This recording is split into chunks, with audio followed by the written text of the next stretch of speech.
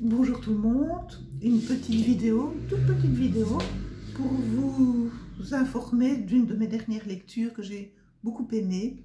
Il s'agit d'un livre de Pascal Gillet-B aux éditions Chloé Délices. C'est le 3e roman de Pascal édité chez Chloé Délices. Et aujourd'hui, il s'agit du livre Le Bic et les pierres.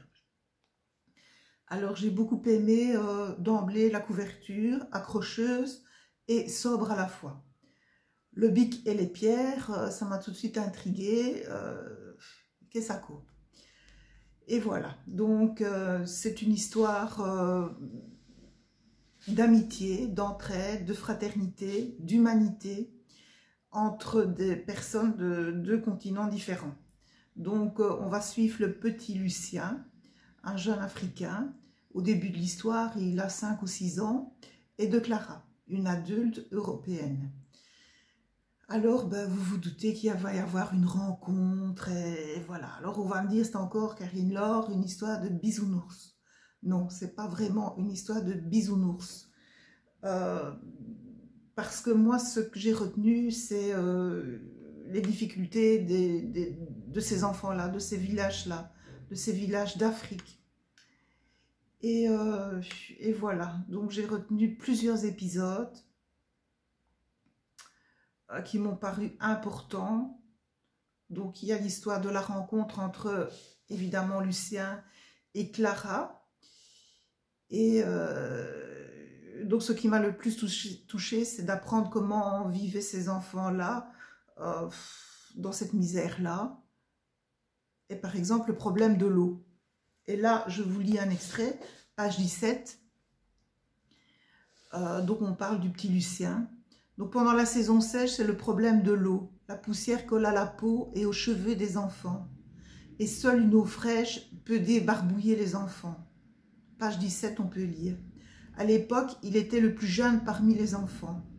Vu sa légèreté et sa souplesse, c'était surtout autour de sa taille que les grands attachaient une corde effilochée, de sorte qu'on pouvait le laisser glisser au fond d'une profonde cuve qui récoltait l'eau d'une source. Après, il remontait Lucien sans difficulté, tandis qu'il tenait entre les mains un récipient débordant. Bien sûr, il arrivait souvent que l'eau s'échappe du flacon. Enfin voilà, quand on lit ça, et puis qu'on prend sa douche au soir, on sent mal, on a un remords. Un autre épisode poignant, à la page 12, Lucien suivait des yeux enchantés l'objet léger qu'une des nouvelles venues, il s'agit de Clara, tenait dans les mains et qui courait sur la page d'un cahier. Entre ses doigts, il semblait glisser librement sur le papier. Elle le tenait avec grâce, avec une aisance qui le ravissait et qu'il n'avait jamais pu observer. Dans l'instant même, sans explication, Lucien voulut tenir ce frêle bout de plastique, c'était un bic, et ressentir le plaisir de l'utiliser. À quoi aurait-il pu lui servir? Il ne le savait pas et peu lui importait. La première conquête serait de tenir cet objet gracile contre son corps, entre ses doigts. Et voilà, donc en fait le livre est parsemé comme ça d'épisodes poignants. Je ne vous en livre que 2, je ne vais pas quand même tout vous lire le livre dans son entièreté. Et donc on va deviner que l'amitié va naître entre Clara et Lucien, et elle va retourner chaque année dans ce village.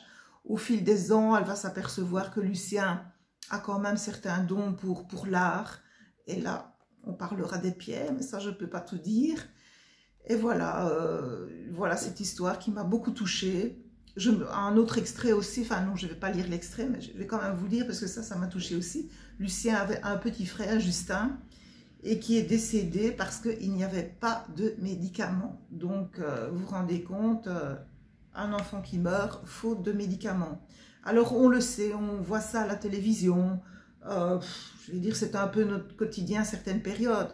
Et quand on le lit dans un livre et qu'on suppose que ça a été véridique, franchement, ça touche. Donc voilà, Le Bic et les pierres, une belle histoire d'amitié. On se doute que Lucien va grandir et va se sortir de ce village et peut-être vivre en Europe, pourquoi pas. Merci. Merci Pascal.